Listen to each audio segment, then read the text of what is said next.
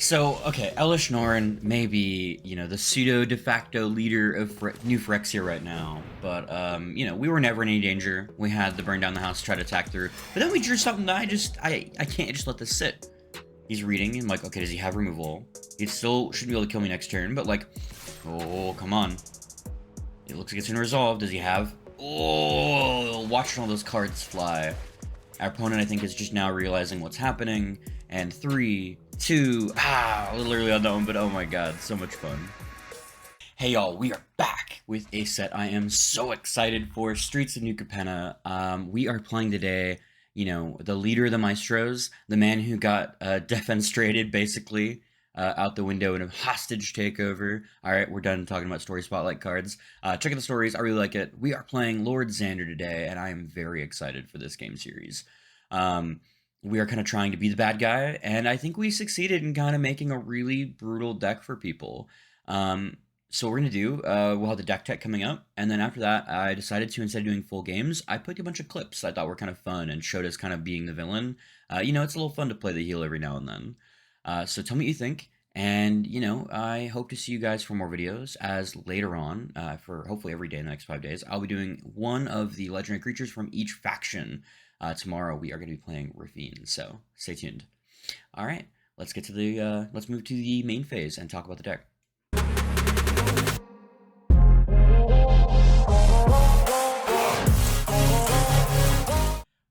Hey everybody, so it is time. We are going to be playing today Lord Xander, the Collector. Things to note, this card, it is basically going to be an ETB. Opponent discards half the turn. When it attacks, half their library. When he dies, half their non-land permanents. All these are rounded down, so they will always have at least one. Which, okay, fine, we're not like the most evil thing in the universe, but here are how we're going to do this. We have the treasure package and other ramp cards. We're going to try to be getting into Lord Xander as consistent as we can turn 5, as possible. Ways that we can do to kind of accelerate that we'll go into in a minute. We are also trying to have cards that synergize really well with these abilities, and then cards that can like double up the abilities, things like that. So let's start off here with the ramp package. We are running things that create treasure, things like Strike It Rich, Forsworn Paladin, can both basically create 2 treasures by turn 4. Magda, Kalane, Treasure Map, all treasures. And these just in general, like even more things like Seize the Spoils and some of our card draw, like Unexpected Windfall, giving us treasure, and being able to hit our land drops. These all effectively try to let us get to a turn 5 Xander. Because again, we could probably play the deck maybe a little stronger as a more controlling variant, but we're just trying to ramp to Xander and play him and just like cackle maniacally as our opponent discards half their hand, and when they kill him, half their board. Things that are important here are cards like Unexpected Windfall that creates 2 treasure tokens, Pirate's Pillage, and there is, I don't know if I put the new one in here yet. I need to probably replace Pirate's Pillage with the new one from the new set, which is basically the same thing. You're getting 2 treasure tokens, instant speed. So turn 4, you can play that, get 2 treasure tokens, untap, play your 5th land, boom, you have Lord Xander. Cards that all facilitate this are going to be Firemind Vessel, Hedron Archive, and Key to the City, as these both tap for 2 and allow that exact same thing. And in addition, a very interesting take on this is also Atsushi, the Blazing Sky. Creating 3 treasure tokens on death means that you could even, you don't even need to have a land, and it is a threat, so people want to remove this. A lot of times they don't really think about the fact that I'm going to take a treasure and just pop out a Xander next turn. You would just be very surprised. So that is kind of our base ramp package. Something else to go with that, we include quite a few MDFCs. I believe we have 4 in the main deck, plus we have a full 40 land package. It's very important that you're running a ton of lands. You need to hit 5 to 6 land drops. You're running a lot of ways to like get there, and you're drawing a lot of looting, but you're trying to make sure you can hit Xander consistently because he's going to get wiped. You're going to need to play him multiple times. So what are the cards that synergize well with Xander? First of all, we have Mirror March, a complete meme card that I absolutely love. And with Xander, let's say you get 1 or 2 flips. You're going to get the enter the battlefield triggers of hitting your opponent's hand, and then you'll also get to pick them to die, and you'll get the death triggers reducing your opponent's board. And so getting to like Mirror March on 6 into Xander turn 7, or like Mirror March on 6 mana, Xander on 7. If you get like 1 flip alone, it can allow you to like keep the Mirror March copy and get the attack trigger in 2. Or you can, like get 1 or 2 flips. Boom, your opponent's board is now half to a quarter to even less size, and so is their hand. And I really like the synergy there of like getting to instantaneously kind of kill your Xanders. That said, I thought about putting like Mirror Box in here to try to like reduce and go for a full cloning, but I just honestly having Xander die is generally a good call. What are some of the cards that synergize with him? Sir Conrad the Grim. Whenever Xander attacks, he's going to mill half their library. If they're a creature-based deck, you're going to mill half the creatures in their deck, and Sir Conrad's going to do massive damage to them. And it's always fun. And then sometimes you can even like Bajuka Bog right after that, and just go and just like machine gun down their life total. Turgid, God of Fright, is also really good on the front side or the back side. On the back side, we have a lot of mana, so it becomes kind of like a win con in the late game after we've ground our opponent out of resources and when Xander becomes too expensive to cast. Or in the early game, getting to Turgid into Lord Xander, then getting to make them discard half their hand means they can't discard any creatures and things like that, or we get to take them. So it's kind of like a nice, kind of fun, cutesy moment to make Turgid good. Yeah, I know, we broke Turgid, guys, don't worry. But probably my favorite way to win has to be Bruvak the Grandiloquent. When an opponent mill one or more cards, you mill twice as many cards instead. Xander makes them mill half their library rounded down. Um, and so if they have an even amount of cards in their library, Bruvak and a Xander attacking will just kill them. It's that easy. I really love it. I'm such a fan um, of this, and you'll get to see a little later of how just like really fun it is to do for me. Yeah, outside of that, we're running pretty standard control things. We want good board wipes, Crux of Fate, Anger of the Gods, Ritual of Soot. Like we want things that are gonna like kind of protect us early while we're kind of making our ramp plan happen. Um, I'm sorry, I forgot two more cards that I think are really important to synergies here. Thoughts of the Deep Dwelling. We'll get more ETB triggers off your Xander, and a couple of your other like creatures have okay ones like a Nicol Bolas flip to discard cards isn't bad either. And then she can also like tap down creatures for control in the mid to late game. In addition, Spark Double allows us to have a second Xander, and unlike Glasswell Mimic that will also just die right away, this can just be like another threat to get in there for another 6/6 and a 7/7. It is important to note that our commander is still really big, which is why a lot of our board wipes don't actually affect Xander. We chose things like Burn Down the House, Hour of Devastation, Storm's Wrath, and Anger of the Gods because they can wipe a lot of boards that are not ours, allowing us to get in for damage at certain points.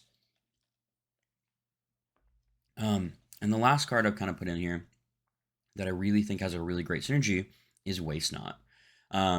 Since we're making our opponent discard cards, getting this down early and even just having to discard like one or two cards, it's not bad. It's a 2-mana enchantment that is kind of do nothing most of the time, but like if we're playing its control, it's absolutely huge. If we're playing its aggro, it makes them really think about their sequencing because they don't want to give us any kind of zombies or card draw. And so it ends up kind of being really effective for the most part. Now, there are two cards that I think if you do not include these in your Xander deck, you are missing out because Xander is a collector. And what does he collect? In the background of that, you will see paintings. So it is very important that you include Kalane, Reclusive Painter, because him and Xander would get along like so well. And also, you need to make sure to put in Efreet Flame Painter. I know it's not technically, stick around painting like in Xander's Heart, but you know what? You got to go for these flavor wins when building decks like this, especially when like we're building a deck entirely designed to just be the villain. Like getting footage for this deck was kind of a nightmare because people would just scoop the second anything happened. Um, a lot of times, so I tried to only pick some of the funny ones like that, but I probably had to go through 20 to 25 games to get the footage for after to get any games that lasted longer or had any kind of like impactful decision making because I would basically be able to cast Xander and they would be like, oh, scoopity doop. So don't play this game. Don't play this deck against your friends. It will make you lose friends and alienate people. But yeah, other than that, it's pretty standard Grixis shell. You're gonna include this in like any kind of Grixis pseudo control deck. I do want to point out I've been really happy with an offer you can't refuse being in our cheap Swan Song and Pact of Negation stuff with Wash Away. Like it's just really solid. I think it adds to it. A lot of the times, honestly, the two treasure, you don't always want to do this. Like the first spell you can see. I kind of use it as like the oh shit counter spell. Like I need this to not be here, and I'm willing to like sacrifice some future power because of it. Generally, board wipes, things like that, or counter spells to my own Xander. And then witness protections also I think done really good work against a lot of creatures, just like keeping them down. against certain decks that kind of rely on their commander. So I think for 1 mana, it's super good at stopping a lot of effects. But that is the deck, everybody. Tell me what you think down below, and let me know what your favorite kind of Xander cards are. And stick around, we have some clips kind of showing the true villainy of this deck. We're doing things a little differently, where instead of showing you the 5 games, I'm just showing you a bunch of clips from them, because again, I feel like a lot of the games just took a long time due to like not knowing a lot of the new cards and things and reading. And in addition, just trying to get this out for you to kind of watch. If you like the new style, I'm going to be trying to do an old style one for Rafine later today or tomorrow. And so just let me know. Thanks, guys, and thank you for watching so much. And as always, be radiant. Enjoy the games. So, our opponent plays Elena Sanctity, and yeah, I did not think anybody was gonna main deck this card. Oh no! But it hasn't dawned on me yet. I haven't conceded because I'm like, oh okay, it's just an opponent. Like it's like an opponent, and I realized when I looked at that Inquisition, I'm like, well, I can't do that. That says target opponent clearly, and then this has no effect, and I go, oh no, and then it clicks, and I'm like, okay, I gotta concede then. On this clip here, we are playing against elves, and as we all know, and as my play group for Commander knows, elves are evil. So we're going to try to hit their hand a little bit, and see what we can do to kind of like take away from their board.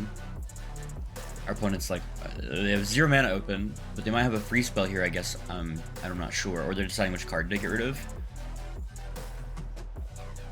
And they're thinking real hard here, and I keep thinking like, I am so screwed somehow. We lose the flip. We decide to attack here because we have the Sokenzen for blockers, even though we're pretty low. That and just like watching all that flip happen is so satisfying. And I'm thinking like, oh, he got rid of the Wildest Dreams right before I milled him? That's so weird. Our opponent like sat there for their entire turn thinking, and I realized they weren't just thinking, they were targeting with everything I got. And I'm like, well, we're gonna do the most evil thing possible. Remove all their hopes and dreams. And they immediately concede. Oh, I felt so evil. Alright, here we are against another of the houses on New Capenna. And our opponent's kind of sitting there like, okay, no big deal. Chromatic Lantern, heck no, counterspell. And concede. Here we are into a Angarth the Flame Chain kind of discard control deck. They really got us on the ropes here. We're trying to do like anything we can to hold on. The dream here is that we got into a board wipe. Unfortunately, we just got them into a Croxo. And I'm realizing now that sometimes attacking with Xander might not always be the play. And this just gives him the win, but I wanted to concede, but I wanted to play it out, because like honestly, it was like such a bonk on the forehead kind of moment. And in this one, our opponent's got us pretty low here, but I think they think that they're gonna win, because they just went up and they basically used Primal Command to tutor for that Trask, knowing they'd get a chance to play it and try to win next turn. Little do they know, they aren't gonna get a chance to win next turn. We keep open just enough mana to basically play this Otawara with Bruvak, and then we've got Infernal Grasp against any kind of fight spell that might come out against him first. Just in case. Gonna hit him with that GG. Of course, playing a Vampire, so we have to use the Vampire GG.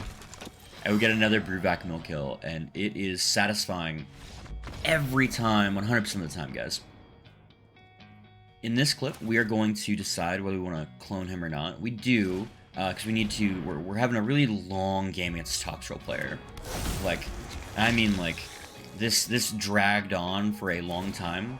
They just got a chance to refill their hand with a exiled, it's the mana ramp in blue that can exile the redraw U5 and read everything back in. We just milled them again. And we're gonna do it again. Like, we're just like, okay, you reset, well, I'll reset too. And it's just like this, it is a literal slugfest, actually, going back and forth with each other. But getting to flicker Xander here really just, like, kept their hand from ever getting too big. Like, he's been stuck at, like, 1 to 2 cards for pretty much the entire game. Unfortunately, he's like discarding like all lands here, and we're kind of like Okay, Soul Shatter's not great for us. But, like, okay. You still have to get rid of, like, one of your people now. And it does round up, so, like, I think he makes the correct call here to sacrifice Toxrill to himself if he wants to keep it. I had no way to get rid of Toxrill here. So, I'm so intrigued as to why he picked that route, but we ended up winning. I think he was a misplay on his part. In this play, we are playing against another one of the factions, Genie Fade, Jetmir's second. And we keep a really iffy hand. But we go for the turn 1 Thoughtseize because you know what? That's what we're here to do. And we realize they kept an iffy hand too. We go for the board wipe. And they immediately concede. And I'm telling you guys, turn 1 Thoughtseize feels just as good in Historic Brawl as it does in, like, Modern. We're trying to find some kind of... we wanted to find mana to get the counterspell out for the Scarab God here. Because I'm so scared of the Scarab God in this Tezzeret matchup. And we wanted to make sure we had enough we can counter this and still cast our commander next turn. And I thought about getting rid of the Scarab God, but I don't know. I was so concerned. We're gonna go ahead and windmill slam Lord Xander here. And we're like, okay, waste not. Nothing too big. We get a little one card on this, which I like. But they give it a lance, we get 2 mana, we're like, we actually can spend that mana. But once again, proving that even another villain, Tezzeret, still ain't got nothing on us. And one of the things I like about Bankbuster is you can crew it in response to them removing your commander to have a blocker or something like that. Like, here we're like, sure, I will 100% trade with your 4/4 that's been beating my face in all day. We later on in that same match are like, this is not the Tezzeret I thought I was going to be washing away, but I'm pretty happy. And the instant scoop. Alright, we are also, against this team map player, gonna pay 4 life to look at our opponent's hand and get rid of a Paradise Druid. Pay 4 life, guys. That's a lot. And he has a ton of ramp. Like, I still don't think I have a way, currently, to deal with what he's got. And he ropes us and then concedes, like, at the last second. And it was just, like, really just like, oh, man. Feel like the villain time. Here's our first game before I realized I was still on camera. I closed it out. Our opponent Feed the Swarms our Mirror March. And we're like, okay, so you're scared of Mirror March. And if y'all have seen me stream, you know I hate this Gonti deck. That just is like, I am going to play only removal. So I grabbed this Regrowth, because I was like, even if he has a way to deal with this, he won't have multiple. There's no way. And I think that this Mirror March is what's going to, like, win us the game here, because we're going to have haste.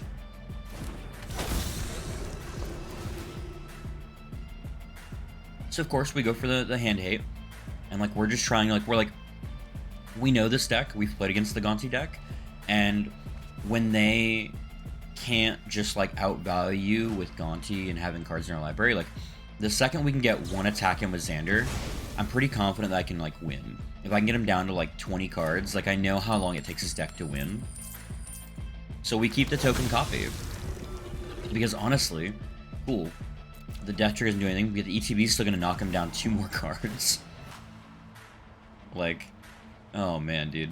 Really just, like, killing this dude. I will never, ever get tired of seeing that mill for half. And so we do it again the following turn. And we're like, it doesn't matter if you block. Because we're going to get you down more and more. And we just need to win the one flip. It's getting a little closer to us not being able to do much here. But we got him down to 20 now. And then we're like, nah, we're gonna counter your commander. Make you recast him again. His commander now costs like as much as mine. And at this point, we'd been playing for a couple more turns trying to draw cards. Into Chandra, we decide to show off why our board wipe is really good with our commander. We basically just got a one-sided board wipe into the most satisfying of attack triggers, milling half their library. Our opponent then decides to scoop it up. This one we kind of show a very interesting play into the new Yada Font of Hope. We're trying to get that Halo all to ourselves. And we were stuck on 3 mana. So we're kind of like, okay, how do we get unstuck on mana here? None of these were that big of a deal. I wanted to keep him from getting rid of our mana rock. that was the Hedron Archive, so we go for this. And I'm able to, like, specifically because I had Dark Ritual and 2 Treasure Producers with the Gold Spin Dragon, I'm able to make this play and really just solidify the game from here. Maybe I could have tapped differently. I was worried, it just kept using all my mana for some reason. I don't know why. We get the double treasure, and then before blocks me declare, we're like, Bedevil. Because, you know, Vampire, Demon, Bedevil, close enough, right? And they get the concede out. I hope you like those games, and honestly, I kind of like the format a little bit. It felt very nice to kind of be the villain and just show off some highlights. If y'all like that, again, please just let me know in the comments down below what you prefer, if you like the full games, if you like more clip-based. I'm trying to just keep the video fairly short. All things considered, I'm trying to keep it around that 20-minute mark. We'll kind of play it more and see what people like longer or shorter videos with this one. If you have any questions about the deck, feel free to ask them below. There should be a link to the deck list below as well. And don't forget, tomorrow, stay tuned, I will be putting out a Rafine deck. I'm trying to do one for each of the legendary creatures for each of the factions for Streets of New Capenna. I'm very excited, and if you liked this video, please feel free to give me a subscribe, a thumbs up, and if you can, show it to more people. Well, let's see if other people like this too. But always, guys, thanks for watching, and as always, be radiant.